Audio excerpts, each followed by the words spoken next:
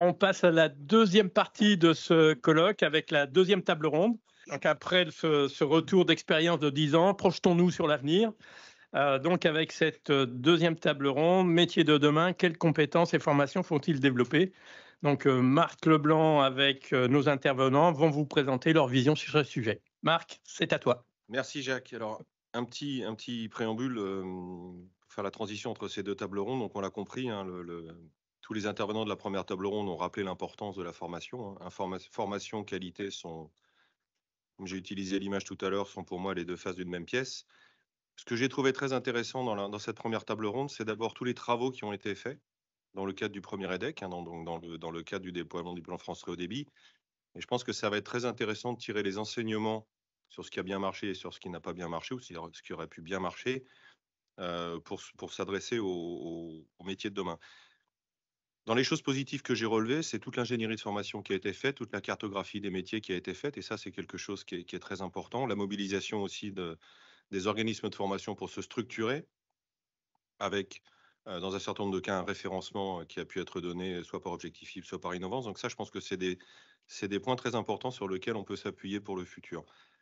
Ce que j'ai noté aussi, c'est deux choses qui, pour moi, sont absolument fondamentales et sur lesquelles il y a une zone de risque. D'abord, c'est qu'on le voit aujourd'hui, hein, le déploiement est fait à 86%. Je ne vais pas revenir sur les chiffres, 38 millions de locaux sur 44, donc ça, c'est bien engagé. En revanche, tout le monde s'accorde à dire que la partie raccordement, qui est ce que voit le public, donc qui est ce qui fera ou pas du plan un succès, on voit que sur cette partie raccordement, les efforts de formation doivent être intensifiés parce que tous autant qu'on est en tant qu'individu, on a entendu ou on a vu des raccordements qui ne sont pas forcément faits dans les règles de l'art. Donc c'est très important de mettre l'accent sur la formation des personnes qui font le raccordement final. Ça, c'est absolument fondamental. La deuxième chose qui est très importante, et on en a parlé, c'est la difficulté à attirer des talents et surtout à les garder. Et ça va vraiment être le fil conducteur de cette deuxième table ronde. On a réussi à attirer des talents dans cette filière numérique à travers le FTTH. Et comme l'a dit Jennifer tout à l'heure, ce que je trouve un peu triste, c'est de voir ces talents qui quittent la filière du numérique pour des bonnes ou des mauvaises raisons, certainement parce qu'on ne leur donne pas suffisamment de visibilité sur les métiers de demain. Donc c'est ça qui va être très important dans la deuxième table ronde. Et c'est pour aider la filière que des associations comme Credo et Objectif Libre sont aussi importantes, apportent leur pierre à l'édifice, hein. Sur la partie raccordement d'abonnés, qui aujourd'hui est le sujet critique sur la fin du plan FTTH, Objectif Libre, nous, c'est un sujet qui nous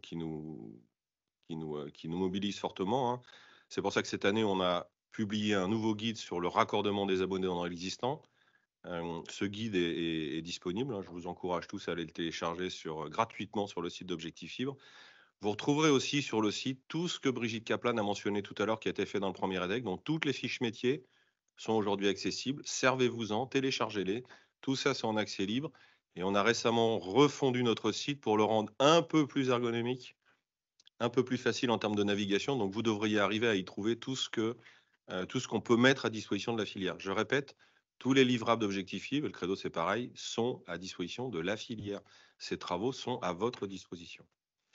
Donc voilà, les réseaux FTTH, on n'a pas encore tout à fait terminé, et je pense que ça fera aussi l'objet d'une intervention dans la deuxième table ronde. Mais maintenant, on va s'intéresser aux métiers de demain, puisque le FTTH, ce n'est qu'une des infrastructures numériques dont il est question aujourd'hui.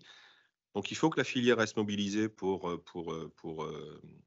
déployer ces nouvelles infrastructures numériques, avec toujours ce même objectif de qualité, donc de formation.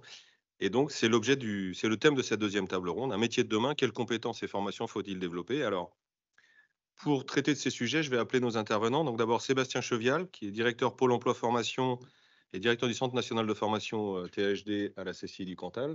Bonjour Sébastien. Cécile Collot, donc consultante manager au sein du cabinet Catalyse. Carole Falguière, secrétaire générale de la FFIE, que je remercie encore de nous accueillir aujourd'hui. Pascal Gouin. Alors Pascal Gouin, directeur du campus numérique de Montreux, centre de formation, président de la commission emploi formation d'Infranum et rapporteur du GT formation au sein du CSF Infranumérique. J'ai rien oublié, Pascal? Ça doit être bon. Parfait. Et enfin, Marie-Bernadette Piel, donc chef du département réseau et télécommunications à l'IUT de Saint-Malo, vice-présidente de l'ACD réseau et télécommunications et membre de la commission pédagogique nationale réseau et télécommunications. Donc, on a essayé de réunir un panel qui va à la fois mixer. Oh, pardon. Antoine, je suis désolé, Antoine. Ouais, oui. Donc, Antoine Fournier, président de TZ Data Center. Mes excuses, Antoine. Mais justement, j'allais me rendre compte de cette erreur. Donc, on a réuni autour de la table ronde à la fois un cabinet de conseil qui va nous éclairer sur ces métiers de demain, le monde de l'entreprise avec la FFIE et TZ Data Center, et puis le monde de la formation avec Sébastien, Pascal et Marie-Bernadette. Alors, avant de rentrer dans le vif du sujet, je vais demander à chacun d'entre vous, rapidement, de vous présenter vos structures et de donner un petit éclairage sur la formation dans vos structures. Donc, on va commencer par Sébastien, je pense. Sébastien. Oui, bonjour à tous. Merci de l'invitation. Donc, je suis Sébastien Chévial, le directeur du centre de formation de la Chambre de commerce du Cantal. Et dans ce centre, nous avons créé, il y a une douzaine d'années, un centre national de formation au très haut débit. Donc, on a mis en place toute la filière sur les télécoms, mais je ne vais pas y revenir. Et nous avons commencé à travailler depuis plus de 2 ans sur les métiers de demain en créant de nouveaux plateaux pédagogiques. Donc, avec un plateau sur les réseaux et cybersécurité, sur les réseaux mobiles, sur la vidéoprotection, surtout sur le photovoltaïque, l'IRVE. Ensuite, une rue connectée que l'on a mis en place et un appartement témoin pour tout ce qui est mise en situation. Alors, on a, nous, également débuté nos premières formations dans les métiers de demain. C'est le slide suivant. Voilà. Donc, avec une filière et des diplômes qui viennent d'être reconnus auprès de France Compétences et du RNCP depuis le 1er janvier. Donc, donc, une filière qui va de niveau 4 à niveau 6. Donc, on a des techniciens réseau mobile, mais je crois que j'y reviendrai tout à l'heure, très haut débit, Smart City, IoT, RVE, des techniciens en système de sûreté et ensuite des niveaux 6, des chargés d'affaires réseau mobile, THD Smart City et un bachelor infrastructure réseau et cybersécurité. Donc, aujourd'hui, c'est une filière qui est naissante, qui commence à prendre forme. On a formé une centaine de candidats depuis 1 an et demi sur nos premières formations. Merci Sébastien. Tu as déjà commencé à déflorer un peu le sujet. Oui, on y reviendra. on va y revenir. C'est bien, on part pas de rien. Ouais. Cécile. Donc, Cécile Collot, je suis consultante manager au sein du cabinet Catalyse et dans ce cadre, j'ai eu le plaisir d'intervenir pour l'EDEC infrastructure numérique qui visait effectivement, donc l'EDEC on en a déjà parlé, mais c'est un accord entre l'État et des branches professionnelles qui visait à identifier et quantifier les emplois à 2030 dans les infrastructures numériques. Et je vous présenterai quelques éléments. J'ai fait très court. Merci. C'est parfait. Merci. Carole.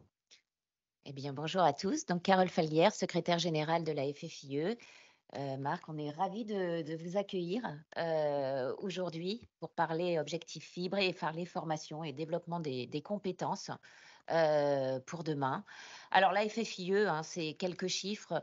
8000 entreprises réparties sur l'ensemble du territoire, une majorité de PME, 150 000 actifs, qui génèrent 20 milliards de chiffre d'affaires. Alors, nos activités, elles sont en majorité sur le secteur tertiaire, également sur le résidentiel et également aussi très proche du pourcentage d'activité sur le résidentiel sur le secteur de l'industrie.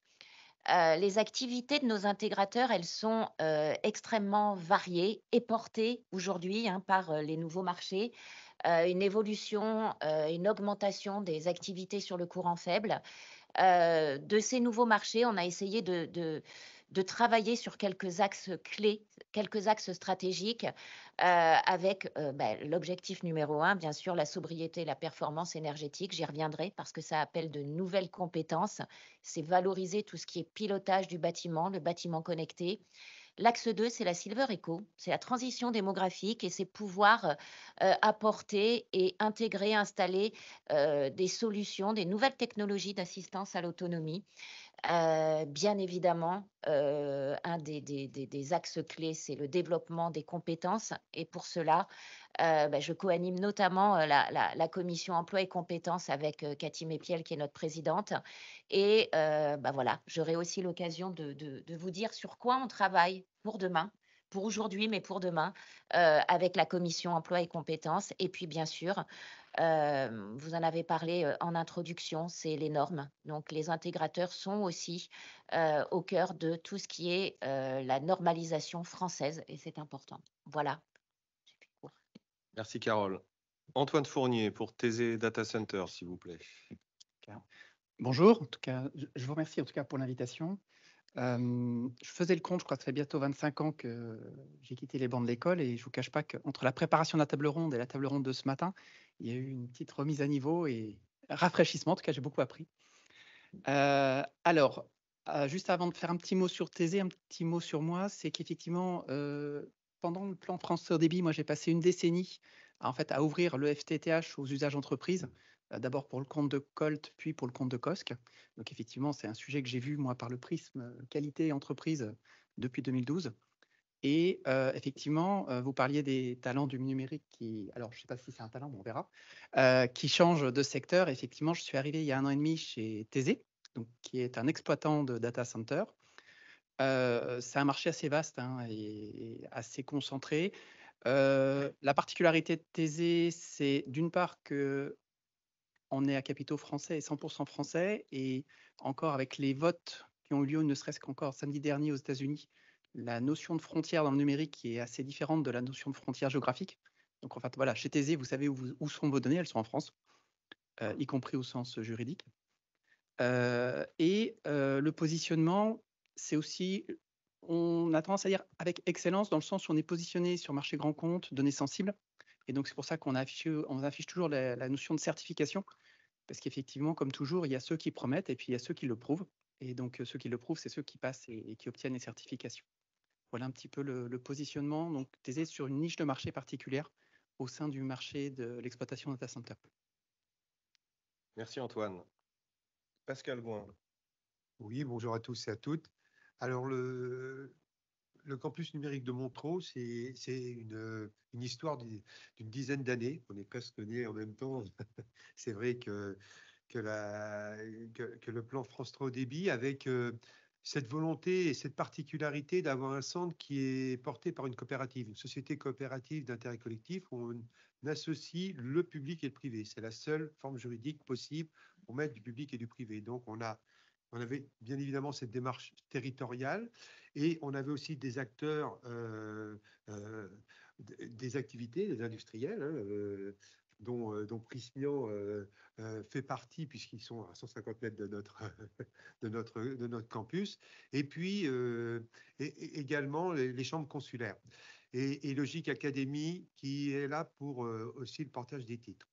Alors, le campus, il est né sur cette démarche de territoire avec la volonté claire d'avoir des objectifs pour maintenir et développer toute la partie, ce secteur économique, être un outil au service de la profession et proposer et animer des parcours de formation pour les demandeurs d'emploi, les personnes en reconversion, et pas uniquement à la démarche de territoire.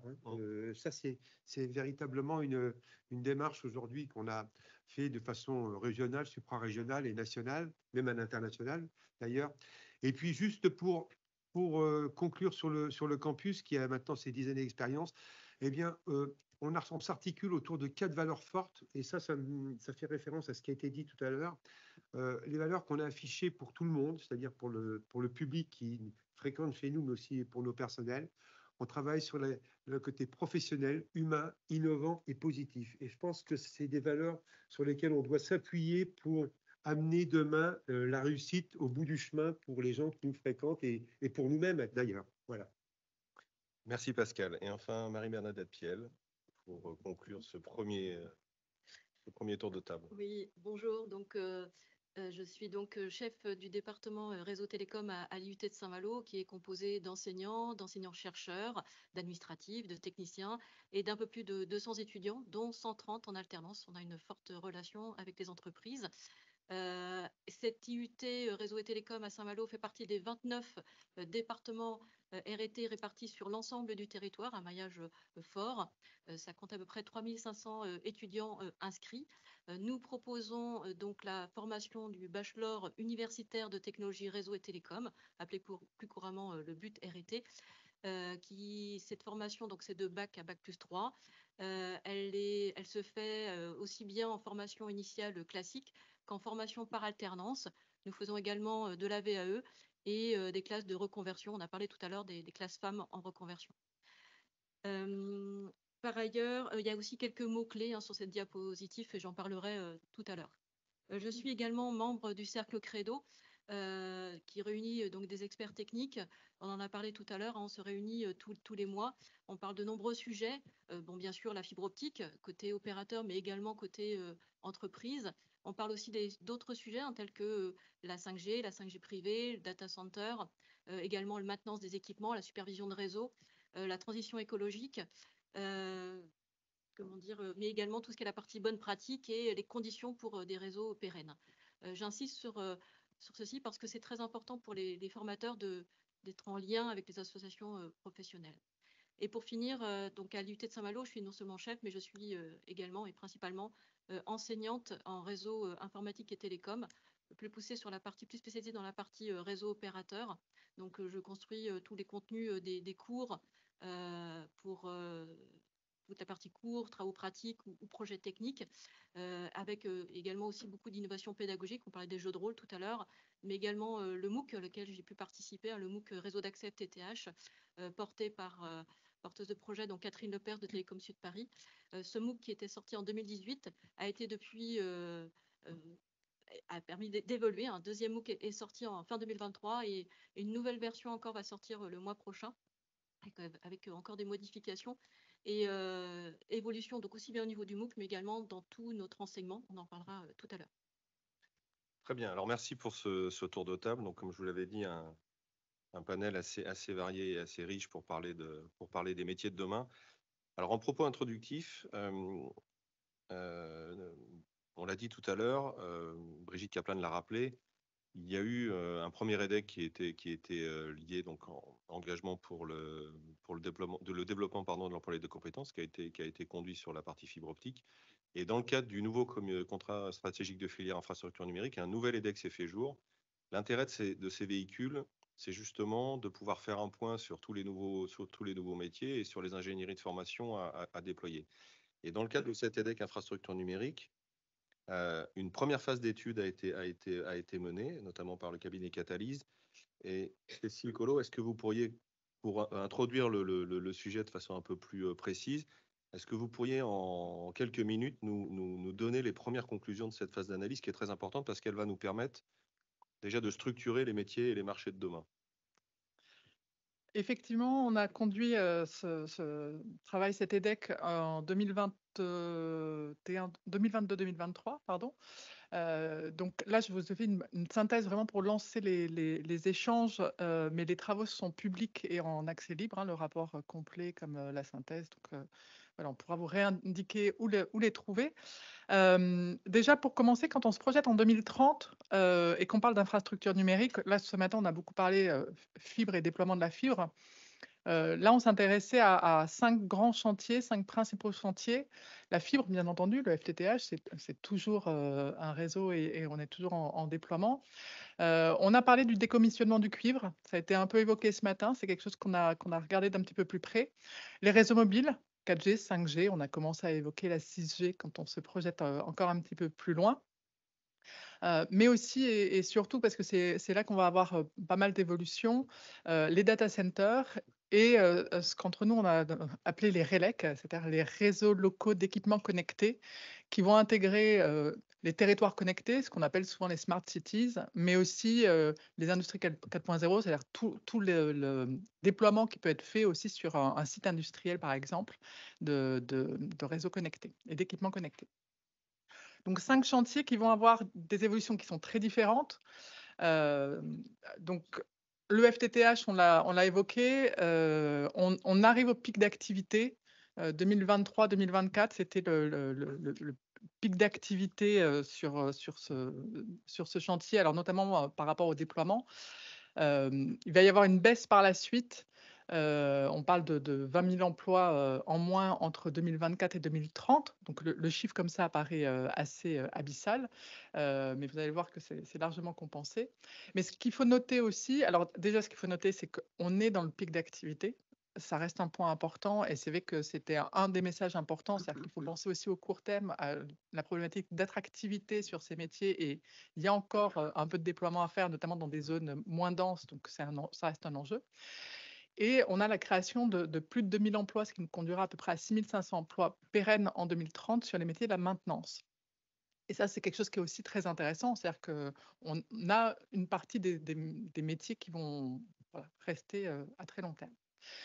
Sur les décommissionnements du cuivre, j'ai passé rapidement parce que, notamment au moment où on a fait les travaux, on a des éléments pour dire qu'effectivement les effectifs vont plutôt baisser, rester stables, voire un peu baisser dans les métiers du cuivre d'ici à 2027, parce qu'il va y avoir non-remplacement, on va dire, de départ en retraite. Une hausse des effectifs qui devrait commencer vers 2027-2028, qui est difficile aujourd'hui à estimer parce qu'on n'avait pas encore tous les retours d'expérience. Mais en tout cas, ce qu'on peut pressentir, c'est qu'il y a un enjeu de préservation des compétences en cuivre. Et puis effectivement, et on le voit là dans la partie où on présente l'évolution des effectifs de manière globale et par chantier, on voit la fibre qui diminue, mais on voit surtout, on n'a pas parlé, le réseau mobile, on reste sur quelque chose qui est relativement stable parce que la 5G va prendre à peu près la place, on va dire, de la 4G pour faire un petit peu court. Mais on a 2 chantiers qui sont très importants et qui vont développer les emplois, que sont les data centers et les réseaux d'équipements connectés. Pardon. Donc, on parle d'à peu près 5% d'effectifs supplémentaires chaque année. C'est-à-dire qu'effectivement, j'ai évoqué, et c'est vrai qu'on a ça souvent en ligne de mire, et le témoignage de Jennifer était intéressant par rapport à ça. C'est-à-dire que certains salariés ont ça en ligne de mire le déploiement de la fibre, c'est fini, mais les emplois dans les infrastructures numériques, c'est loin d'être terminé et on est plutôt en phase de développement. Donc, il y a des métiers qui diminuent, des métiers qui augmentent. Je ne vais pas les passer tous en revue. Les métiers qui vont augmenter, c'est bien entendu ceux qui sont liés aux équipements connectés, ceux qui sont liés au data center. On parle du technicien de data center notamment, qui est un métier qui est vraiment émergent et en développement. Ce qui est intéressant à retenir aussi, c'est que dans les métiers qui sont le plus en développement, et ça va être une spécificité forte, il y a deux éléments sur lesquels je pourrais revenir. Un, plutôt une tendance à la montée en compétences, c'est-à-dire que les métiers qui sont nécessaires pour les réseaux connectés et pour les data centers, on est plutôt à un niveau technicien, mais ce qu'on appelle vraiment technicien, bac plus 2, bac plus 3. Là où pour le déploiement, là où il y avait beaucoup d'effectifs, on était souvent à un niveau opérateur. Et le deuxième point d'attention, c'est qu'on est souvent sur des métiers qui nécessitent des compétences en réseau faible et réseau fort. Et ça va être une des grandes spécificités de ces métiers-là. Voilà. Donc, en enjeu, pour lancer les échanges, 3 gros enjeux. Le premier, c'est d'attirer à court terme, finaliser le déploiement de la fibre dans un contexte où les métiers sont en tension, dans un contexte aussi où il faut avoir des profils qui sont plutôt qualifiés. On a parlé de la qualité, c'est un enjeu qui est extrêmement important et ces derniers déploiements ne sont pas les plus simples. Donc, voilà, il faut continuer à être attractif et à moyen et long terme, justement, pour répondre aux enjeux des futurs chantiers. Il faut former, c'est le cœur de notre sujet d'aujourd'hui, former pour accompagner à l'émergence de ces nouveaux marchés, vers ces nouveaux métiers, maintenir la compétence sur le cuivre, je l'ai évoqué, et accompagner la transition d'une partie des salariés de la fibre, parce que ça a été évoqué, et c'est vrai que c'est un enjeu qui pour nous est majeur. Ce serait dommage et on perdrait le pari si on avait d'une part 20 000 personnes qui sortent, parce que c'est les 20 000 effectifs en baisse sur la fibre. Et par ailleurs, faire rentrer, on est à plus de 33 000 emplois en solde, ça voudrait dire faire rentrer plus de 53 000 personnes. Ce serait, voilà, on raterait quelque chose. Et puis, dernier enjeu, c'est faire évoluer aussi les compétences. On a évoqué les compétences comportementales, je ne reviendrai pas dessus, mais il y a 2 enjeux qui sont extrêmement forts. La transition environnementale, ça a été beaucoup évoqué, mais c'est vrai que quand on parle infrastructure numérique de demain, c'est l'enjeu, y compris pour que le déploiement tel qu'il a été envisagé se fasse. C'est-à-dire qu'il va falloir à un moment, c'est une question énergétique, c'est une question importante. Et la cybersécurité, parce que notamment quand on parle de réseaux connectés ou quand on parle de data center, la sécurité des données, la résistance aux attaques, c'est un enjeu qui est aussi primordial et pareil, qui est un enjeu aussi de déploiement du réseau, parce que si on ne peut pas assurer la sécurité de ces réseaux, si on ne peut pas être rassuré ou assurer la résilience de ces réseaux, ça freinera aussi leur développement. Merci beaucoup, Cécile, pour ce premier éclairage. Donc, je pense que ce qui est très important de noter, et à cet égard, le slide des volumes est très important. Donc, on voit que le monde des infrastructures numériques, les volumes d'emplois théoriques qu'on a en prévision sont en croissance. Ça, c'est la première des choses, je pense qu'il est très important de garder en tête. La deuxième chose qui est très importante, c'est que même si le réseau cuivre et le réseau fibre, on va arriver un jour à la complétude de ces réseaux ou au démantèlement de ces réseaux, il y aura toujours besoin de compétences. Vous voyez que la partie fibre, elle ne tombe pas à zéro. Donc c'est très important de garder en tête que un segment de marché ne va pas chasser l'autre et on ne va pas se retrouver à zéro. Troisième point, et ça c'est un sujet qui est vraiment prégnant, c'est que on a eu des difficultés à attirer des talents. On a des demandes qui vont augmenter, donc c'est absolument fondamental d'arriver à garder ces talents. Et on sait que pour garder ces talents qui sont entrés dans le numérique, il faut leur donner des perspectives, ça c'est un bon exemple. Et puis il faut les accompagner pour les former. C'est tout l'enjeu aujourd'hui, et c'est tout l'intérêt de ces études en fait, qui permettent de se projeter à horizon 2030, voire au-delà. Donc c'est sur ce socle-là qu'on va ensuite pouvoir travailler. Donc merci infiniment. Je rappelle effectivement que tous ces travaux sont en libre accès.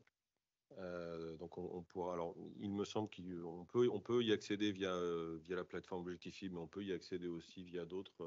Par l'AFDAS, j'avais vu voilà, effectivement sur Infranum aussi, voilà. Ces études sont très riches. Là, c'est 3 slides sur 150. Donc je vous encourage tous à les télécharger, à les lire, éventuellement à poser des questions, à faire des remarques. Alors, une fois qu'on a posé un peu le cadre, je voudrais me tourner maintenant vers ce que les Anglais aiment bien appeler la voie de l'industrie et des entreprises. Donc, Carole Falguière et Antoine Fournier, vous représentez les entreprises autour de cette table ronde. Quelles sont d'abord vos réactions par rapport à ce qu'a présenté Catalyse, et est-ce que les métiers qui sont aujourd'hui identifiés correspondent bien à votre réalité, à vous en tant qu'entreprise et fédération d'entreprises? Je pense que c'est un des points qui est quand même très important. Est-ce qu'on va dans la bonne direction? Est-ce qu'il manque des choses? Ou est-ce qu'il faut creuser plus certains sujets? Carole, peut-être? Oui. Alors moi, j'aime bien le dernier slide. Alors c'est vrai que tout ce qui est volume d'emploi, c'est intéressant, mais le dernier slide fait une synthèse en fait, hein. C'est aussi les problématiques auxquelles doivent faire face les entreprises d'intégration de nos adhérents de la FFIE. Attirer, c'est clair. Attirer, on est sur un volet attractivité qui est essentiel. Pour autant, on a plein d'éléments et ce webinaire y participe également pour faire venir à nous de nouveaux talents, mais également fidéliser les talents qui sont déjà chez nous, quel que soit leur niveau de qualification. Ça, c'est très important, j'allais dire changer l'image, redorer l'image et puis surtout faire valoir toutes les potentialités de ces métiers est essentiel. Donc nous, l'attractivité, c'est un angle et un axe sur lequel nous travaillons beaucoup, notamment avec la commission emploi et compétences. Ensuite, former et évoluer, je vous l'ai dit, nous, on parle marché aussi, beaucoup les nouveaux marchés à la FFIE qui sont poussés par les nouvelles réglementations environnementales. Quand on parle du décret tertiaire, du décret base, de climat et résilience, de confort d'été, de tous ces outils en fait qui poussent vers nos intégrateurs à aller vers ces marchés. Et bien évidemment, la question se pense, c'est comment former nos ressources, comment développer les compétences de nos ressources, comment attirer des nouveaux talents.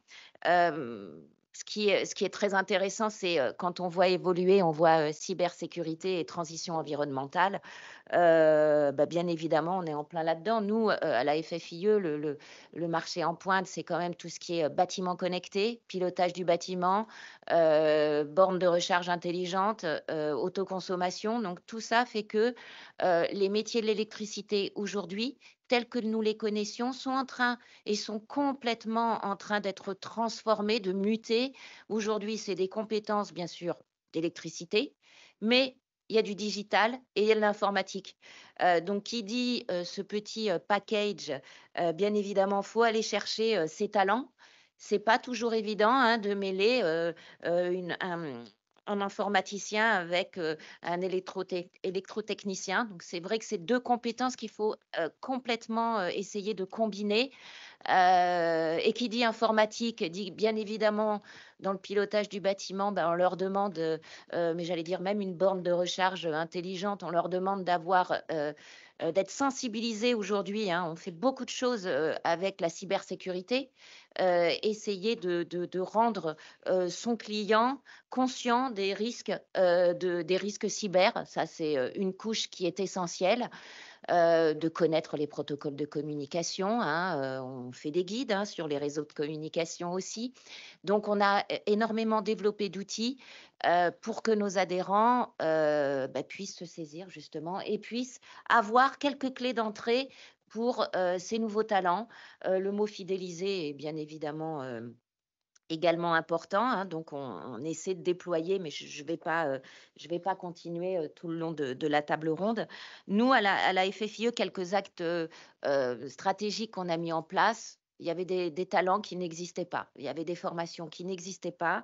On a créé ce qu'on appelle le Boss Manager. Alors, c'est un diplôme niveau Bac plus 5, hein, niveau 7. C'est l'expert en digitalisation et exploitation du bâtiment. Voilà. Donc, ça y est, il existe. Il est titre RNCP. Mais bon, voilà, ça c'est un niveau d'ingénieur. On travaille aussi beaucoup sur la révision des titres professionnels, des BTS, donc tout ce que vous pouvez amener, vous, centres de formation. Et je crois que c'est le maître mot qu'on s'était dit en préparant cette table ronde, c'était restons le plus possible en lien. Et je vois que les axes sur lesquels on va évoluer correspondent totalement aux besoins de nos adhérents de la FFIE. Merci Carole. Moi, ce que je note, pour avoir toujours un peu faire le parallèle avec ce qu'on a fait sur les 10 dernières années, ce qui est très important, c'est la variété des marchés qu'on va devoir adresser. Donc, pour ceux qui ont participé aux premiers travaux de l'EDEC et au déploiement de la fibre, bon, il y avait un marché, c'était le déploiement de la fibre, qui était un marché colossal, qui était un enjeu colossal. Hein. Mais finalement, il y avait 21 métiers, je crois, 21 fiches métiers. Là, ce qu'il faut bien avoir en tête, c'est qu'il y a beaucoup plus de marchés et il va y avoir des métiers. Certains pourront être connexes, mais il y aura énormément de métiers. Donc, il va falloir se préparer à absorber tout ça.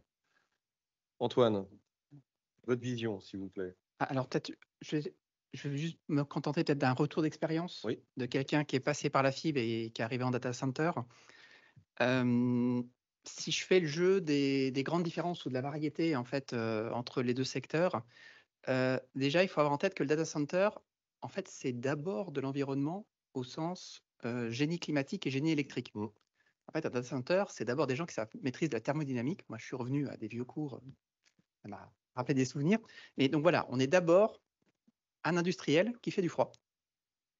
Et donc, on a besoin d'experts qui sont effectivement en dehors du cercle des infrastructures numériques ou numériques sur le froid, parce que c'est là où on fait l'économie d'énergie, et sur l'électricité de haute puissance. C'est-à-dire que on gère des mégawatts, et donc effectivement, que ce soit sur le plan opérationnel ou sur le plan financier, un data center, c'est d'abord du froid et de l'électricité. Ça, c'est le point de départ. Après, j'ai deux autres points où là, par contre, il y a des vraies passerelles, des vraies connexités entre ce que j'ai pu voir dans la fibre et ce qu'on a en data center. C'est effectivement d'abord le côté cybersécurité, qui, côté télécom ou fibre, est plutôt géré comme de l'intendance. Bon, c'est nécessaire, mais c'est dans un coin.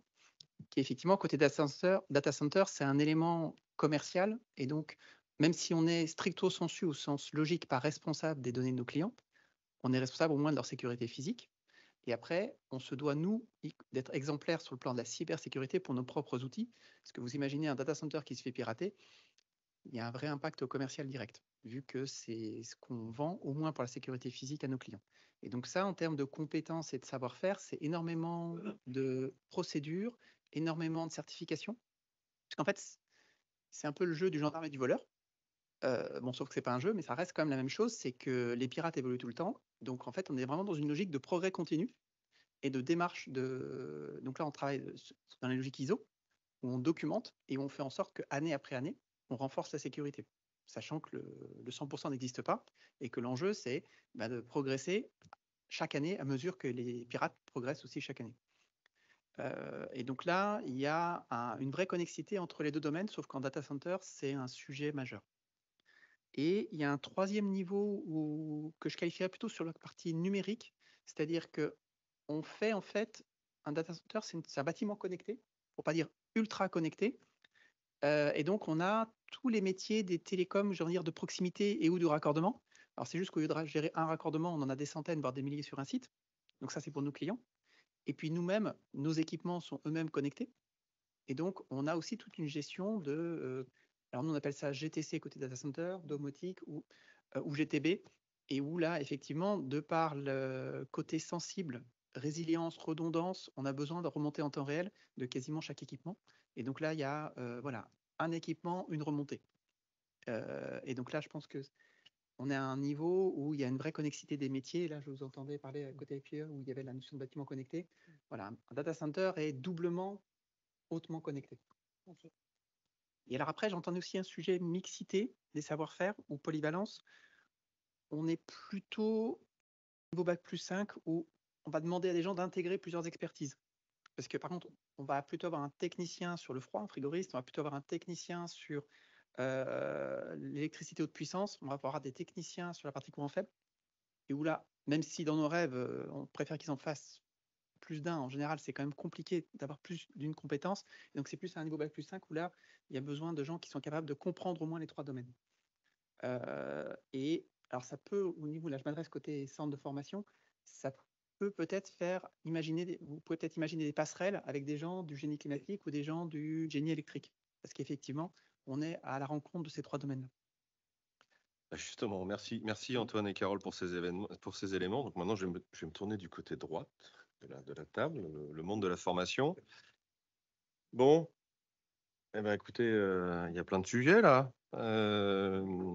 Évolution de l'électricité vers le digital et l'informatique, les bâtiments connectés, les énergies renouvelables, le génie climatique, la cybersécurité.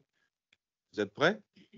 Alors, Sébastien, Pascal, quelle est votre vision là-dessus et comment vous recevez les demandes de vos clients? Alors, déjà, on se rend compte que quand on regarde cette cartographie, il y a une variété de métiers, énormément de métiers, qui va nécessiter diverses formations, divers diplômes. Et aujourd'hui, il est important qu'on soit accompagnés, nous aussi, dans la mise en place de ces diplômes. Nous, centre de formation, on peut créer des diplômes, mais on ne pourra pas créer tous les diplômes. Donc, c'est important et que les branches, notamment, s'emparent du sujet avec les titres professionnels pour les faire évoluer également. Parce qu'aujourd'hui, ça va nécessiter de nombreux diplômes, des blocs de compétences, donc vraiment une adaptation. Alors nous au niveau du campus, aujourd'hui, on ne peut pas partir dans tous les sens, hein, donc on essaye de s'adapter à la demande de nos clients. Dans un premier temps, on part toujours des besoins de nos clients. Donc aujourd'hui, nos entreprises partenaires sont plutôt sur la partie Smart City. Donc, on a travaillé avec elles sur la création de blocs de compétences, d'un cahier des charges, des compétences nécessaires pour les nouveaux métiers qu'elles souhaitaient. Et on a eu la chance d'être accompagné aussi bien par le Pôle emploi régional Auvergne-Rhône-Alpes et le Conseil régional, où on a pu lancer des premières actions expérimentales, à la fois sur le métier de technicien Smart City et chef de chargé d'affaires Smart City. Ce que l'on a souhaité avec les entreprises, c'est de conserver dans ces formations-là un bloc de compétences sur le très haut débit, sur la fibre, de façon à permettre la transition, l'évolution, parce que ça ne va pas se faire du jour au lendemain, une transition progressive des entreprises vers les métiers de la Smart City. Et donc, ça nous a permis de lancer des formations, 2 actions de formation dans chaque thématique. Et à partir de là, on a pu déposer nos diplômes auprès du RNCP pour qu'ils soient reconnus. Et c'est ce qui a été fait depuis le 1er janvier. Donc, on a ces certifications que l'on a pu même élargir avec à la fois sur le très haut débit, donc le très haut débit, puis la Smart City. La Smart City, c'est les IoT, c'est les bornes de recharge électrique. Alors, il faudra aller plus loin. J'ai bien entendu le RSE, mais pour moi, ça nécessite encore d'autres diplômes, d'autres blocs de compétences que l'on verra par la suite. Pascal, Alors, moi, alors, t'es prêt? oui, je suis prêt. Parce que j'avais le prisme campus, Infranim et CSF. Et alors sur la partie pour faire l'entrée avec le campus numérique, effectivement, il faut savoir que on est en pleine mutation, on bouge, on évolue, notamment parce que tu as parlé toi tout à l'heure très rapidement de dire aujourd'hui on avait des métiers que l'on connaissait bien. Demain, il va y en avoir pléthore. Il y a des marchés qui se développent, les entreprises développent aussi. Et nous, centres de formation, bah, on est aussi contraints de suivre les financeurs, c'est-à-dire, pour le cas du campus numérique, principalement le conseil régional. Et un conseil régional, quand il fait un appel d'offres, c'est sur 4 ans. 2022, 2026. Vous voyez qu'on est en plein dedans. Hein. On est en plein dedans, en pleine mutation, justement. Et donc, effectivement, si le campus numérique aujourd'hui forme toujours sur la partie filaire, fibre et cuivre, parce que ça a été ajouté à la demande du conseil régional de mettre un vernis cuivre, de conserver le vernis cuivre. Ceci dit, grâce aussi à la veille qu'on leur communique, la veille d'Infranum qui permet aussi de donner un petit peu cette actualité. Et puis, on a développé la partie réseau mobile, notamment avec toute l'implantation du système antennaire, les toits terrasses, etc. Et ça, c'est maintenant rentré et il y a une demande forte de stagiaires. On est aussi allé sur la partie Smart City et j'avais eu, c'est bien parce que moi je suis arrivé avec l'inauguration de ton plateau, Sébastien, et c'est vrai que nous on se lançait aussi sur cette partie Smart, qui on voit aujourd'hui effectivement Smart City IoT, il y a de la vidéosurveillance, il y a de la vidéoprotection, il y a de l'éclairage, enfin il y a pléthore de choses qui demain vont être un petit peu plus découpées et nécessiter justement d'avoir cette partie formation, certification sur des blocs bien précis. Et puis, on continue aussi l'étude parce que les études, ça continue, il y a des choses qui existent, mais ça évolue également. Donc ça, c'est l'état des lieux du campus aujourd'hui dans le cadre de la région. Maintenant, ce que je voulais rappeler, et je pense que c'est hyper important puisque on voit bien que le secteur infrastructure numérique est en perpétuelle évolution. Et ça, j'ai bien aimé le mot parce qu'il a été rapporté plusieurs fois. Parce qu'on a parlé de pérennisation, c'est bien. On dit on pérennise quelque chose, c'est-à-dire qu'on va faire de la continuité, mais le faire continuer et évoluer, c'est mieux. Et c'est là où on va avoir notre cercle vertueux qui va se mettre en marche. Et l'étude que Cécile porte avec Catalyse, qu'il faut vraiment regarder, montre bien tous ces indicateurs. C'est-à-dire que autant on a travaillé sur la construction et la maintenance du réseau, mais maintenant on arrive aux confins avec les services et après-demain les usages. Et ça, aujourd'hui, les territoires, quand on parle des services, par exemple les territoires connectés, on voit bien que les collectivités elles vont se mettre à avoir la volonté d'avoir leur territoire, soit avec des nouvelles technos, etc. Et puis les usages qui vont derrière. Et donc, tout ça, ça va créer aussi de nouveaux métiers sur ces 4 axes, filaire, mobile, territoire connecté, data center, puisque je ne les oublie pas non plus. Hein.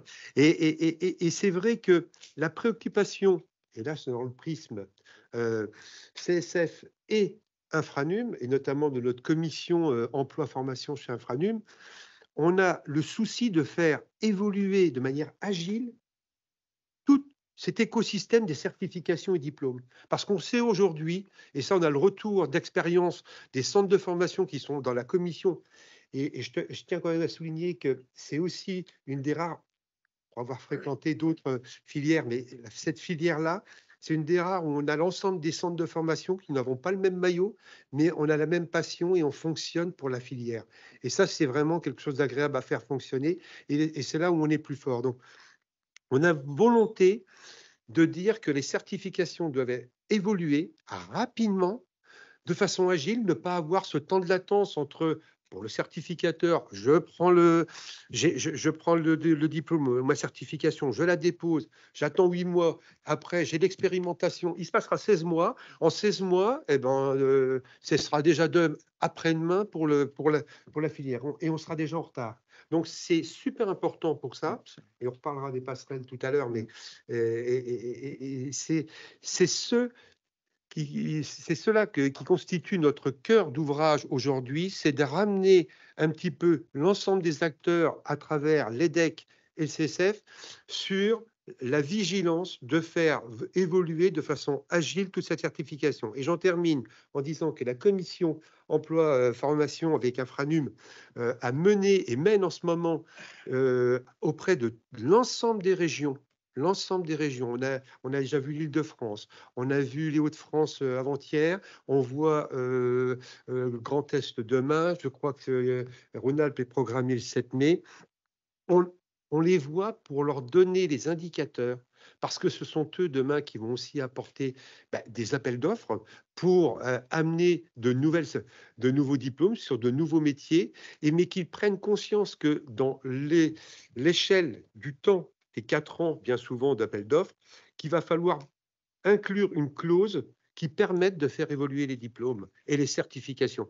Donc, c'est déjà entendu et acquis pour l'Île-de-France. On est en train de le travailler avec les autres régions et j'en profite pour saluer Timothée qui fait un travail incroyable au sein de la Fédé avec moi sur cette partie-là. Mais c'est véritablement là où on entend l'enjeu entre ce que l'on dit et après ce que l'on va faire et ce que l'on doit faire. Voilà. Merci Pascal. Oui, j'ai vu. J'étais trop long. Marie-Bernadette Thiel, quel est comment se positionne dans ce sujet formation l'enseignement supérieur et donc les UT que vous présentez? On a entendu avec l'intervention d'Antoine Fournier qu'il y a des besoins quand même très spécifiques sur le segment des data centers. Carole nous a parlé de l'évolution du métier d'électricien qui va devenir un électricien de plus en plus connecté. Donc, ça appelle quand même une révolution de la formation, mais une prise en compte de ces besoins. Alors, effectivement, sur ce sujet, dans les IUT, alors il y avait déjà cet aspect, ce qu'on a cité, ces thèmes étaient déjà présents dans l'ancienne formation qui était le DUT, le diplôme universitaire de technologie, qui était en 2 ans, première année, deuxième année, suivi de la licence professionnelle, troisième année, et là est remplacé par donc le bachelor universitaire de technologie en réseau et télécom. Nous enseignons donc la partie infrastructure, alors là au sens on va dire télécom, on enseigne également les réseaux informatiques, on enseigne l'administration système, la programmation d'outils informatiques, la communication professionnelle aussi qui est essentielle, on en a parlé dans la première table ronde, mais tout ce qui est la partie relation client et la partie travail en équipe aussi très importante.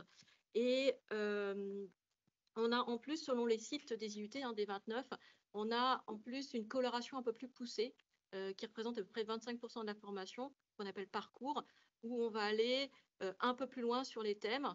C'est-à-dire tous les thèmes que je vais citer là sont vus, mais encore plus poussés sur les parcours cybersécurité, donc développement système et cloud, la partie Internet des objets connectés avec la partie mobilité, les réseaux opérateurs multimédia et le pilotage de projets réseau.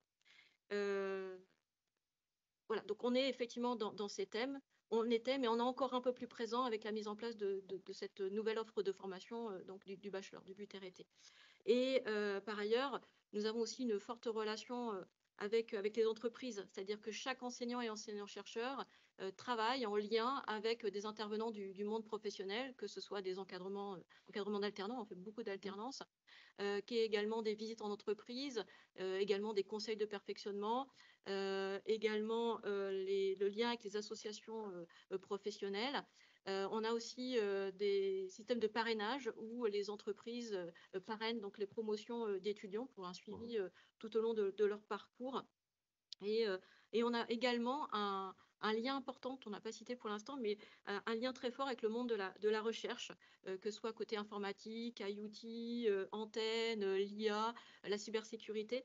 Et tout ceci nous permet en fait de faire évoluer ce programme entre autres pour cette mise en place du but. On était 10 enseignants côté R&T pour écrire, ce sont les enseignants qui vont écrire le programme en lien avec les réponses des entreprises. Et ça permet aussi de bénéficier d'équipements terrain qui vont servir à la fois dans les travaux pratiques et dans les projets techniques. Alors, pour illustrer, donc à Saint-Malo, donc côté parrainage, la promotion 2023-2026 est parrainée par Orange UCI Grand Ouest, donc l'unité client industriel. Et côté équipement, on bénéficie de nombreux équipements, que ce soit des switches, des routeurs, des firewalls, des appareils de mesure, des plateformes technologiques, FTTH, GPON, plateforme LoRa, mais également des plateformes de virtualisation système, de virtualisation réseau, Cisco, et également CyberRange pour la partie cybersécurité. Tout ceci, on a pu l'avoir grâce à effectivement des appels d'offres, donc via l'université. Donc là, pour Saint-Malo, c'est l'université de Rennes, également la région Bretagne. Et tout ceci permet, effectivement, toutes ces plateformes permettent à la fois de construire, c'est-à-dire que nous, en tant que formateurs, on peut construire, on peut déployer et expérimenter des infrastructures numériques qui sont réalistes et complexes. On va pouvoir faire à la fois des travaux pratiques et des projets techniques très poussés. Voilà. Et on a également le label SecNumEdu par l'ANSSI, par l'Agence nationale de la sécurité des systèmes d'information, qui permet de reconnaître les formations d'enseignement supérieur en cybersécurité. Et on a répondu aussi à des appels CMA en compétences et métiers d'avenir, entre autres sur la partie cybersécurité, pour à la fois sensibiliser toutes les formations, enfin, un flux de formation, on va dire, et voilà, et parce que c'est un sujet effectivement qui est très, très, très important actuellement. Et on a également mis en place des nouveaux parcours suite à la demande d'entreprise, le parcours développement système et cloud, où on va aller encore plus loin sur la virtualisation, plus loin sur l'automatisation des tâches, sur la containerisation, sur les dockers. Voilà. Et on a également gardé le pilotage de projets réseau qui demandent un bon niveau technique transversal et de la relation client. Dites-moi. Tout ça est bien riche. On a beaucoup travaillé. Je vais continuer la partie ping-pong gauche-droite. Donc, les entreprises, vous nous avez fait état un peu de vos besoins, de vos axes stratégiques, de vos attentes. Le monde de la formation a commencé à travailler sur le sujet, à des propositions. Ce qui est très intéressant, c'est que tout ce qu'on entend, c'est en lien avec le monde de l'entreprise. Donc, dans ce que vous avez entendu, est-ce que ça va dans le bon sens? Est-ce qu'il y a des choses qui sont oubliées, qu'il faudra accélérer? Comment vous recevez cette offre du monde de la formation? Alors, je trouve ça très, très positif, en fait, parce que ça répond aux besoins réels de nos entreprises. Si on se rappelle juste, vous en avez parlé à plusieurs reprises, et il faut le souligner, cet exploit d'avoir quasi atteint les objectifs de raccordement sur l'ensemble du territoire. Donc, on a une population qui a été formée et qui, en 2025, il va falloir la faire évoluer. Et je fais un petit clin d'œil à Leïla Ricato qui est dans la salle et qui m'accompagne sur un grand nombre de travaux menés à la FFIE, mais on va faire bientôt, on s'intéresse au marché, le marché de la maintenance. Bon, du coup, je glissais à l'oreille tout à l'heure à Leïla, il faut ajouter une fiche sur maintenance du réseau. Voilà, et donc, vous voyez, ça donne tout de suite des idées et des petits outils pour nos adhérents, qu'ils n'oublient pas cet aspect du marché, voilà, qui existe, et donc des compétences qui vont de pair. Alors, toutes les formations qui ont été présentées vont bien évidemment dans le bon sens. Nous, c'est vrai que on essaie on va créer des outils, on crée des outils pour, je dis, c'est l'attractivité. Les métiers du coup de l'électricité sont extrêmement divers, extrêmement variés, et on veut arriver effectivement à de vrais spécialistes réseau, des vrais spécialistes de la GTB, de la GTC, parce que c'est ça le monde de demain. Madame, vous parliez des formations donc du BUT. Oui, on recrute beaucoup à ces niveaux, que ce soit le BUT réseau et télécom, que ce soit un petit peu différent le BTS Ciel, mais ce sont des diplômes qui font que les personnes qui arrivent dans nos entreprises sont quand même formées et puis ont, j'allais dire, une envie d'aller encore plus loin parce qu'ils sont aguerris et ils ont acquis les opportunités en fait du monde de demain. Et je me dis que tous ensemble, on peut quand même réussir à axer et à faire fort sur l'attractivité de nos métiers. Voilà, ils évoluent vraiment sur un monde que normalement la nouvelle génération devrait embrasser à bras ouverts. Voilà.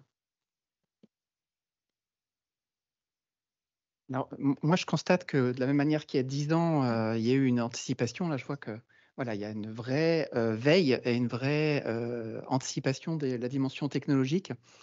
Et en fait, je me dis, c'est peut-être l'occasion de se dire, tiens, est-ce qu'on va pas un cran plus loin, non plus sur la technologie, mais sur une autre dimension. Je crois que c'est Richard qui le disait en intro, la qualité, c'est la satisfaction des clients. Et moi, ce que je voudrais plutôt vous partager, c'est le changement dans les organisations et donc probablement dans les besoins de formation de ce qu'on a appelé la transition numérique ou la transformation numérique. Vous savez, on en parlait depuis 20 ans, mais elle se déploie de manière massive dans les secteurs et elle se diffuse. Et alors, souvent en marketing, on parle du as a service. Avec tout, vous pouvez mettre la lettre avant ce que vous voulez et as a service. Parce qu'en gros, vous avez un consommateur, il est en ligne, il clique sur le site web, il a la commande et c'est livré.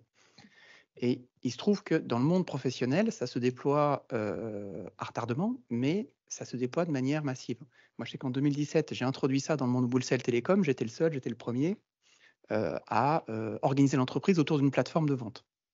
Et donc, en gros, ça change complètement l'organisation et le process et les compétences des collaborateurs.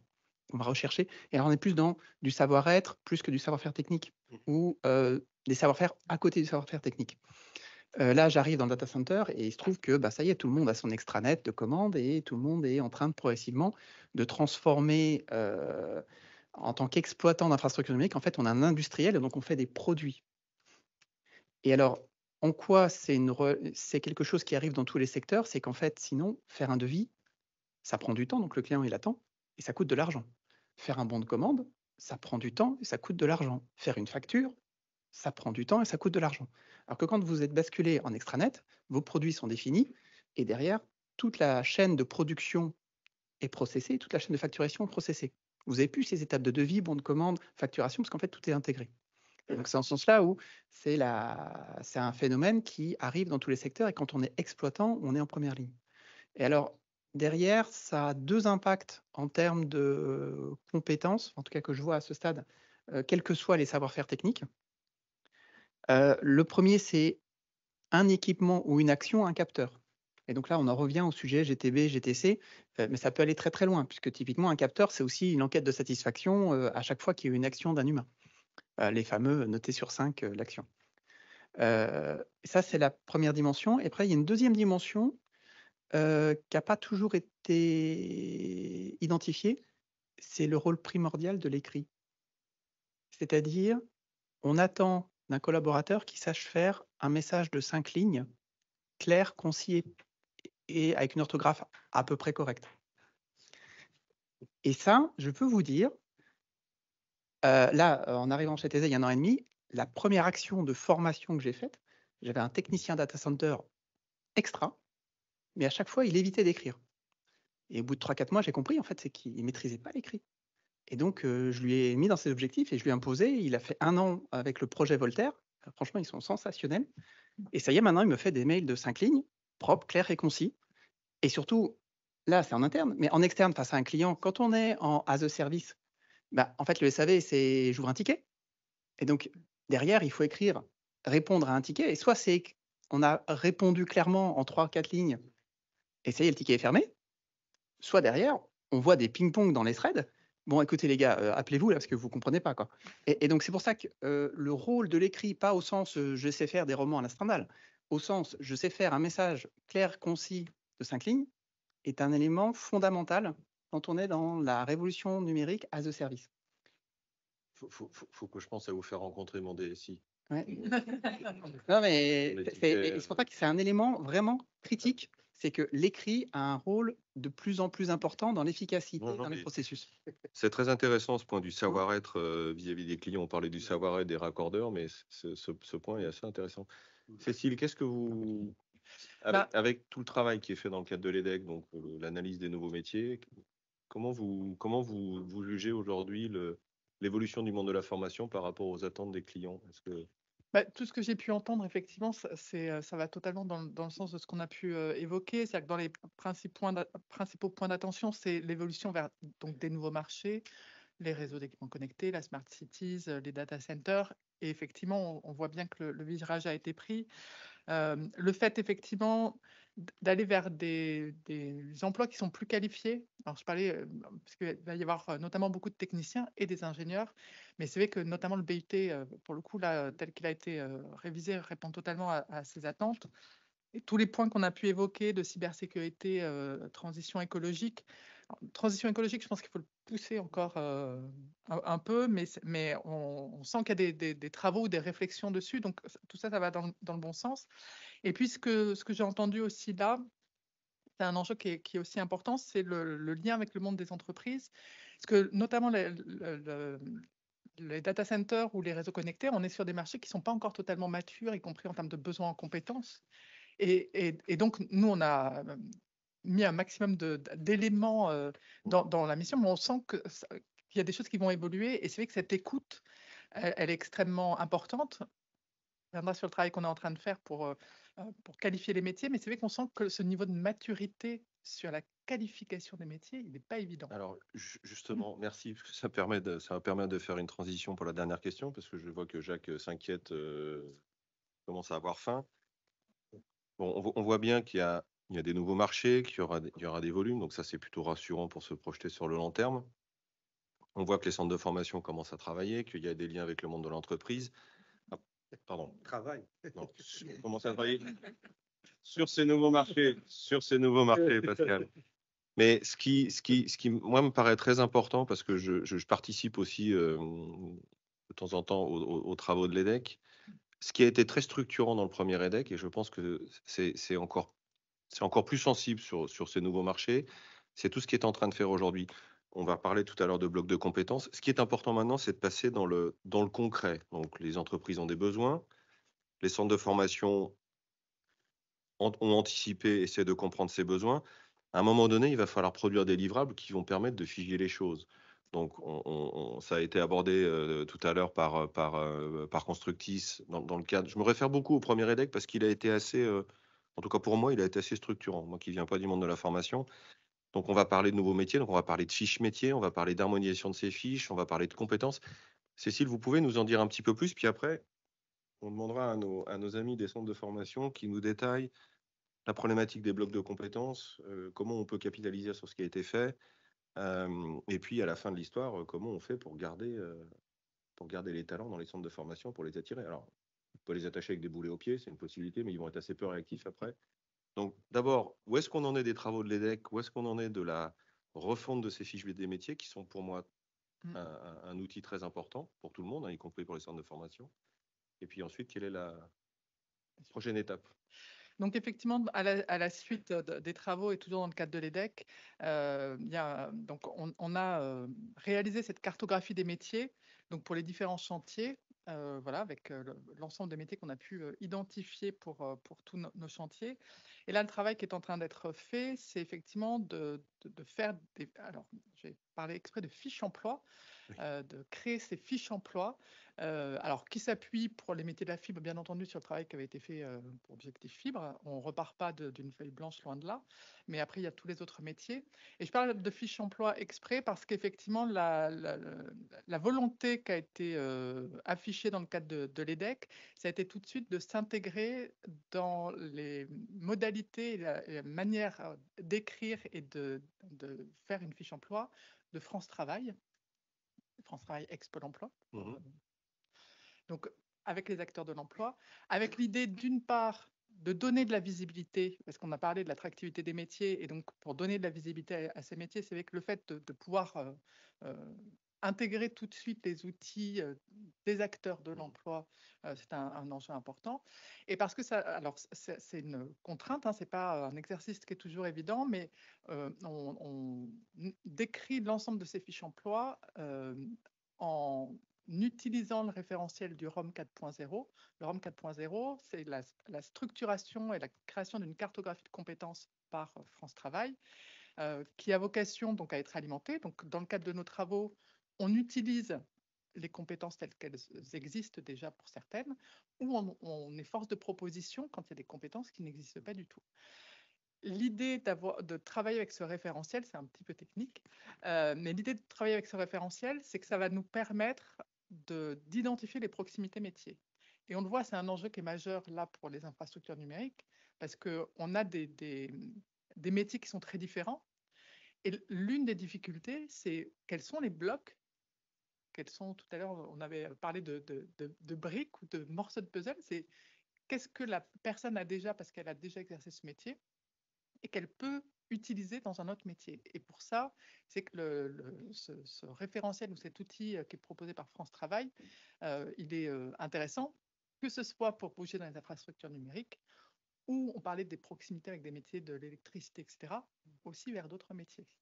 Donc c'est tout l'enjeu là, on est en pleine rédaction, parce qu'on a une réunion à 14h30 pour faire le métier des data centers. On aura fini. Voilà, donc on est en pleine élaboration de ces fiches. D'accord. Donc, ce système de fiche emploi, dans l'esprit, c'est donc de définir ce qu'il y a derrière un emploi, de le faire en bonne intelligence et en concertation avec France Travail, mais aussi avec le monde de l'entreprise. L'idée, c'est de fournir des livrables qui soient directement exploitables. Alors justement, si je me tourne maintenant vers le monde de la formation, on a parlé de blocs de compétences, on a parlé de faire évoluer les gens, ce qui permet aussi, enfin de faire évoluer les entrants, ce qui permet aussi et surtout de les garder et de les fidéliser. Comment vous, en tant que centre de formation, vous appréhendez cette chose? Je sais que vous avez participé à cette création de blocs de compétences dans un certain nombre de sujets. Donc, comment on peut travailler mieux pour rendre ces blocs, pour rendre ce système de blocs de compétences vraiment, vraiment intéressant pour adresser les différents marchés? Est-ce que ça, c'est aussi de nature à garder les talents dans le monde du numérique? Comment vous voyez cette double question? Moi, je pense. Allez-y, alors là, c'est. Pascal a déjà dit beaucoup de choses, a déjà résumé beaucoup de choses. Moi, je pense que les blocs de compétences, ce qui va être important, c'est de les transformer en certification. Blocs de compétences, certification, CQP, mais c'est le premier travail que l'on va devoir faire et qui, comme l'a dit Pascal, il faut le rendre le plus court possible. Et aujourd'hui, on a la problématique de France Compétences, où si le métier n'est pas considéré comme un métier émergent, eh bien, ça peut prendre 2 ans pour avoir une certification, une reconnaissance RNCP. Donc aujourd'hui, le premier lobbying qu'il y a à faire, c'est au niveau de France Compétences et de faire rentrer tous ces métiers comme des métiers émergents. Et ça va nous permettre de gagner du temps. Et ensuite, il faut qu'on transforme nos diplômes en blocs de compétences de façon, comme vous l'avez dit, d'analyser chaque candidat les besoins qu'il va avoir en complément et de lui faire passer uniquement les compétences complémentaires. Moi, je pense que c'est déjà la base. Ensuite, un autre point qui peut être un frein, on a déjà des candidats d'entreprise qui se présentent pour nous dire vous avez une formation de niveau 6 et on voudrait commencer à travailler sur la Smart City, commencer à se former à la Smart City. J'en discutais tout à l'heure avec Constructis. Une des problématiques qu'on peut avoir dans les plus grandes entreprises, c'est le financement. Et c'est un frein aujourd'hui, parce qu'on n'a pas obligatoirement de solution financière à apporter à ces candidats-là et à l'entreprise pour passer le cap et commencer à se former sur les métiers de demain. Donc ça, c'est également un point qu'il va falloir travailler pour faciliter la transformation et passer aux métiers complémentaires. Donc ça, si je comprends bien, Sébastien, vous en avez déjà vous avez abordé le sujet avec... Merci d'être venu. Et le troisième point, c'est comme on le fait, qu'il faut le faire sur les nouveaux candidats et sensibiliser sur les métiers des télécoms et les métiers sur les usages, je pense qu'il va falloir également sensibiliser les salariés en poste dans les entreprises sur les nouveaux métiers pour leur proposer, leur dire, voilà, vous pouvez aller, vous aurez des évolutions potentielles sur des nouveaux métiers, parce qu'aujourd'hui, je pense qu'ils ne sont pas suffisamment informés, et donc ils se disent, les télécoms, la fibre, ça va se terminer, et donc il faut qu'on parte sur d'autres secteurs d'activité. Parce qu'on le voit, comme l'a dit Jennifer, on le voit beaucoup trop des candidats qui partent sur d'autres secteurs d'activité totalement différents. Effectivement, par exemple, sur la mise en place du but, effectivement, c'est une autre manière d'écrire le programme, c'était en approche par compétences. Et donc, aujourd'hui, les étudiants doivent valider des unités d'enseignement qui correspondent en fait à des compétences essentielles de métiers visés. Et donc, effectivement, cette formation pourra se décliner par bloc de compétences pour de la VAE, de la VAE mixte, voilà, ou pour juste un bloc par rapport à un diplôme. Tout à fait. Après, j'ai juste un mot par rapport à des évolutions. Quand on fait une évolution de programme, on l'a vu, là, passage du but licence au but. Les entreprises, effectivement, on a communiqué, le monde de la recherche, les entreprises, et en même temps, on doit rassurer aussi les entreprises parce que pour dire que la qualité de la formation, elle reste là, que toutes les bases, que ce soit en télécom, en réseau, en informatique, en système, sont toujours présentes et qu'on a fait évoluer pour répondre aux métiers émergents. Mais qu'on va fonctionner effectivement, qu'on va communiquer aussi vis-à-vis des jeunes et des moins jeunes avec des mots-clés et que derrière ces mots-clés, il y a toujours les bases. Et ça, parfois, ça peut faire un peu peur aussi sur des évolutions de programme. Mais on rassure bien les entreprises, les IUT, la qualité de formation est toujours là, effectivement. Je pense que l'enjeu de communication, qu'il soit vers les salariés ou les nouveaux entrants ou vers les entreprises, il est fondamental. Ça, je pense que si on n'est pas capable d'avoir une communication très souple, très agile entre le monde de la formation et le monde de l'entreprise et le monde des demandeurs d'emploi, ça va être compliqué. C'est aussi un peu ce qu'on a appris des années récentes. Donc, il me semble que dans l'EDEC infrastructure numérique, il y a une partie aussi communication qui sera très importante de bien réussir. C'est ça. Alors, Pascal, pardon. Oui. Et par exemple, on parlait des bureaux d'études tout à l'heure. On a gardé toujours dans ce pilotage, dans le parcours pilotage de projet réseau, cette partie bureau d'études, avec toujours l'étude des différents supports, mais avec en plus, effectivement, ce qu'on disait tout à l'heure, la partie vide réseau, la partie décommissionnement du cuivre. On a commencé déjà et on a vu d'ailleurs il faut absolument l'aspect technique pour que les étudiants puissent bien comprendre ce sujet. Et on a vu ce problème de communication. On a fait des jeux de rôle, voilà, et on a vu le problème qui va avec. Et donc, voilà. Et on a ajouté, bien sûr, toute la partie maintenance, exploitation des réseaux qu'ils avaient déjà et qu'on a mis un peu plus en focus dans ces bureaux d'études, effectivement. Pascal, tu clôtures la question, parce que Jacques me fait Oui, mais plus en plus les gros yeux. Ça va, Jacques, après, ça va aller. Non, mais ce qui est important, c'est quand on est en tribune, de dire juste les mots qui sont importants et pour faire le lien avec l'entreprise. Je voulais juste rappeler que aujourd'hui, dans le service, quand on discute. Ouais, quand on discute avec les services RH, on voit bien que c'est la clé de voûte de l'entreprise, les ressources. Et aujourd'hui, pour garder les personnes, pour proposer une perspective et une évolution, c'est vraiment un enjeu stratégique. Et ça, c'est super important. Et du coup, ça ramène tout de suite à la question, après, où tu me parlais de communication, et puis on a parlé aussi des passerelles, d'où le fait de mettre en place des passerelles avec des possibilités d'évolution faciles, et parce qu'on a souvent des compétences transversales qu'on peut amener facilement, et on sait très bien qu'à chaque fois qu'on parle formation, on parle de coûts. Moi, je rappelle que c'est un investissement. Et puis donc, justement, pour renforcer cette problématique autour de la filière, c'est de parler de l'attractivité, c'est-à-dire de le faire connaître à l'ensemble des grands publics. Alors, on a ciblé les prescripteurs, les financeurs, le grand public. Je pense qu'on n'en parle pas assez aussi de notre sacro-saint au sein de nos entreprises. Qu'aujourd'hui, quand on propose une entrée dans le secteur, dans la filière, il y a une évolution possible. Et la communication, puisque c'était ta question notamment, effectivement, c'est un sujet prégnant là au niveau du CSF, puisque on mène des actions aujourd'hui.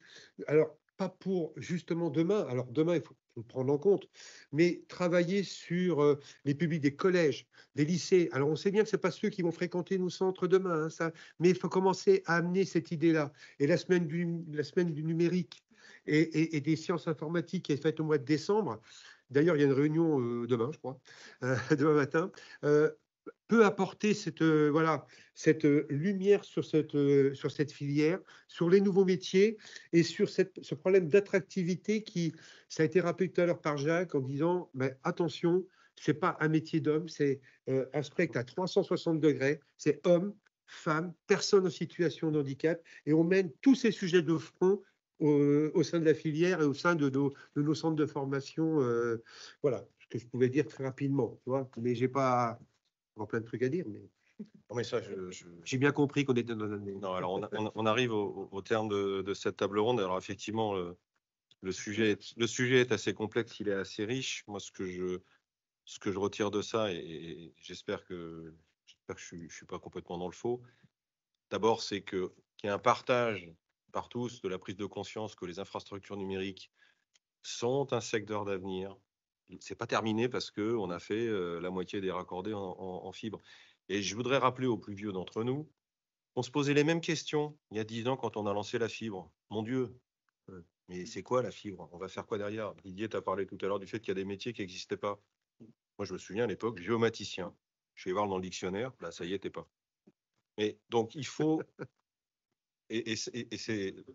Enfin, il faut que déjà la filière en elle-même soit convaincue qu'il y a des marchés. Ça, j'espère que toutes les études qui ont été faites vont définitivement convaincre. Ensuite, très important, effectivement, le lien entre entreprise et formation. Ça, je pense que les dernières années sur la fibre optique nous ont beaucoup appris sur ce sujet. Il y a beaucoup de choses qui sont en train de se mettre en place, donc tant mieux. Alors, on a parlé de l'aspect communication sur lequel il va falloir progresser. Il y a les aspects financement, il y a les aspects ingénierie et blocs de compétences, parce qu'on voit que là, on va adresser une foultitude de métiers. Donc, il y a beaucoup de choses à faire, mais je pense que la filière est prête à faire ses travaux. Alors, en 1 minute chacun, s'il vous plaît. J'ai le timekeeper là-bas qui ne me réinvitera plus. Si vous pouviez en 1 minute me faire ou donner à l'Assemblée un peu quel serait le point le plus important ou quel serait le message que vous souhaitez laisser à l'issue de cette table ronde. C'est moi qui commence. Sébastien. Off. C'est qu'on est au début d'une nouvelle aventure, que tout est à construire, mais je suis confiant avec tout ce que l'on a dit, toutes les études qui ont été réalisées. Aujourd'hui, si on arrive à développer rapidement nos blocs de compétences, nos diplômes, il n'y a pas de raison qu'on n'y arrive pas, hein. Tout est là pour. Aujourd'hui, on se connaît maintenant avec les entreprises. Nous, centre de formation, il y a 10 ans, on n'avait pas la même connaissance des entreprises. On a appris à les connaître également. Et aujourd'hui, on a cette connaissance des entreprises. Donc, ça va nous faciliter l'entrée dans les entreprises et on va gagner du temps également sur ce point-là. Donc, pour toi, c'est bien parti. C'est la question temps qui est très importante. Oui, tout à fait. Marie-Bernadette. En 1 minute. En fait, 8 pages. en fait, on doit travailler tous ensemble, je pense, pour avoir un message clair auprès des jeunes et des moins jeunes, leur montrer la richesse des métiers visés, les compétences acquises pour être opérationnels et s'adapter à ces évolutions très rapides dans nos domaines. Casser le plafond de verre sur les évolutions de carrière, je pense que ce serait très important. Casser aussi effectivement les parois de verre qu'on a entre les différents métiers du numérique et ainsi fidéliser les personnes qui ont été formées. Et communiquer de manière efficace, effectivement, sur l'ensemble des métiers visés et pas juste des mots-clés, à la fois côté entreprise, mais surtout côté aussi jeune, qui surtout vise un mot-clé, alors qu'il faudrait qu'ils puissent penser l'ensemble des métiers possibles. Et donner envie aussi de se former régulièrement, parce que ce n'est pas juste une formation, mais tout un ensemble de formations tout au long de la vie. Et également féminiser les équipes. Voilà, il y a 35 ans, là, on a aujourd'hui pas plus de femmes dans les métiers techniciens et ingénieurs, et ça, c'est pas normal. Voilà. Et puis, côté étudiants aussi, nous, on est là pour les accompagner, et l'objectif, c'est de leur apprendre à apprendre et à quitter une posture qui est un peu de consommateur aujourd'hui, et pour qu'ils puissent être acteurs de leur formation et qu'ils puissent penser à tous les métiers possibles et l'avenir. Donc, principalement, communiquer mieux sur tous ces métiers. Mais je pense que vous pourriez transmettre à tous vos étudiants les études qui ont été faites dans le cadre les premières études qui ont été faites dans le cadre de l'EDEC, qui sont vraiment, qui apprennent beaucoup de choses. Non, Alors, Pascal, alors comme on était au carrefour, justement, avec tous ces changements, ces évolutions et ces besoins en matière d'emploi et de compétences, on l'a rappelé tout à l'heure et Cécile l'a dit, toutes les fiches emploi sont retravaillées, et même la sémantique, l'appellation, pour qu'il y ait bien pas de confusion, etc. Et moi, ce que j'aimerais, c'est un vœu pieux aussi de dire que on a les acteurs autour de la table, les centres de formation, on se concerte, etc. On a parfois quelques entreprises, je dis parfois, et je voudrais, moi, que, puisqu'on est en train d'en parler, des besoins, des attentes, des métiers, des compétences, que les entreprises soient également impliquées. Moi, je lance l'appel pour dire impliquer les entreprises, les services RH, etc., pour qu'elles soient autour de la table, qu'on parle des besoins, des attentes, des métiers de demain, et qu'on puisse construire, parce qu'on est en train de construire aujourd'hui, c'est pas quand les parpaings seront à 4 mètres de haut qu'il va falloir penser à dire on met autre chose. Je vais reculer parce que tu as le monde de l'entreprise. Oui, non, mais je dis, on a des entreprises, mais on le sait, on se bataille presque tous les jours avec Timothée pour les sensibiliser à ça. Et ça, c'est un vœu sur lequel moi je voudrais bien insister, et s'il pouvait s'exaucer d'avoir toutes ces entreprises-là pour parler de ça, de la migration des nouveaux métiers et des nouveaux besoins. Donc, renforcer le lien avec le monde de l'entreprise pour bien comprendre les besoins. Ouais. Je pense que le message aura été entendu. C'est- Carole, Bah oui, il est bien sûr qu'il est entendu. Ils sont tout à fait au fait, nos chefs d'entreprise, bien au contraire. La preuve, hein, vous parliez tout à l'heure de métiers émergents. Notre boss manager, en 6 mois, il a été reconnu métier émergent. Maintenant, on est déjà sur la digitalisation du service après-vente. Donc, c'est aussi. Moi, j'ai bien aimé aussi Antoine qui parlait. Nous, on travaille sur l'opérateur local de services numériques. Donc, voilà, je crois qu'on est totalement au fait. Il y a peut-être eu un grand absent de nos échanges, mais parce qu'on en parle beaucoup, c'est ChatGPT, hein. Aujourd'hui, hein, c'est l'intelligence artificielle. Donc, voilà, comme à la FFIE, on est sur l'intelligence artificielle par plusieurs créneaux. Ça va démarrer à la rentrée de septembre, parce que voilà, c'est aussi avec ces mots-clés que nos jeunes vont pouvoir se dire qu'on est un secteur et toute une filière. Et là, je regarde Laurence, on est toute une filière et on fait tout et on travaille beaucoup avec Laurence pour l'attractivité de cette filière électrique, numérique. Donc, il faut continuer ensemble, c'est encore mieux, à aller de l'avant. Peut-être que le stage de 15 jours de nos jeunes, ça va aussi leur ouvrir l'esprit. Ils sont un peu plus matures qu'en troisième pour justement tous ces enjeux et tous ces super métiers de demain. Antoine, 1 minute. 1 minute. Oh, bah, de toute façon, moi, j'ai juste le sujet data center et en plus exploitant, donc ça va. Alors, je vais même faire une digression parce qu'effectivement, l'IA, il y en a un peu partout. Nous, typiquement, le froid est régulé par IA, donc effectivement, mais c'est une technologie parmi d'autres. Il faut juste qu'effectivement les gens sachent la maîtriser. Voilà, mais effectivement, c'est une technologie. Après, qui est dans plein d'endroits. 3 points clés. Donc en fait, data center, comme les télécoms, comme les sites web, on a des infrastructures numériques, on vend des produits numériques. Donc c'est un peu le côté as a service. Donc on a des organisations et des attentes assez similaires, que ce soit au niveau des informaticiens quand ils font un site web, un data center, un exploitant de data center ou un exploitant de réseau télécom. Le deuxième point, c'est effectivement, on est sur des bâtiments ultra connectés. Donc effectivement, on est un peu dans l'épure de ce qui va se faire de manière un peu plus standard un peu partout. Et puis, troisième point, c'est, en tout cas pour la cascade data center, le rôle important des métiers du génie climatique et de l'électricité. Donc là, on a vraiment la rencontre entre l'industrie et le numérique, et où du coup, il y a vraiment des sujets de passerelle, de coopération, ou d'être capable de se comprendre les uns les autres, sachant qu'effectivement, j'ai pu voir que c'est des filières, des domaines qui ont chacun leurs règles, chacun leurs habitudes, et qui sont au départ assez éloignés les uns des autres. Donc, en fait, côté data center, ne pas oublier ces métiers qui sont un peu à la limite du numérique. On parlait de génie climatique, ça, je ne sais pas si c'est dans le... Mais ne pas oublier ces métiers, c'est ça? En fait, savoir dialoguer avec ces métiers. D'accord. Voilà, parce qu'après, je pense qu'il y a d'autres filières, d'autres fédérations, d'autres secteurs. Oui. Je pense que C'est c'est le point intégré, sur hein. lequel va probablement conclure Cécile. Parce que... Alors, en tout cas, ces métiers ne sont pas oubliés de la cartographie, mais c'est vrai que c'est l'une des spécificités là, quand on a ouvert à d'autres chantiers, c'est qu'effectivement, on est vraiment aux confins. Et d'ailleurs, dans le tour de table, on a des opérateurs télécoms, on a effectivement des acteurs de la construction, on a des industriels, parce que ça réunit effectivement pas mal d'acteurs. Moi, je voulais insister sur un point. Alors, c'est presque un rêve quand on a terminé cette mission sur cette notion de passerelle, ou en tout cas l'idée que au sein des infrastructures numériques, on puisse proposer aux salariés, aux personnes, d'avoir un parcours, une carrière professionnelle qui puisse être fluide, motivante, diversifiée.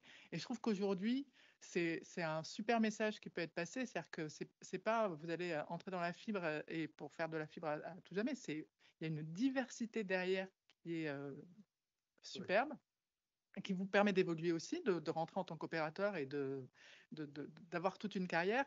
Et je trouve ça très intéressant. Alors, ça nécessite effectivement de casser des plafonds de verre parfois ou des cloisons entre secteurs. Donc, il y a encore un peu de travail sur ces passerelles. Mais j'ai l'impression, enfin, le fait que tout le monde soit autour de la table aussi le prouve. C'est-à-dire que c'est quelque chose qui est vraiment en marche.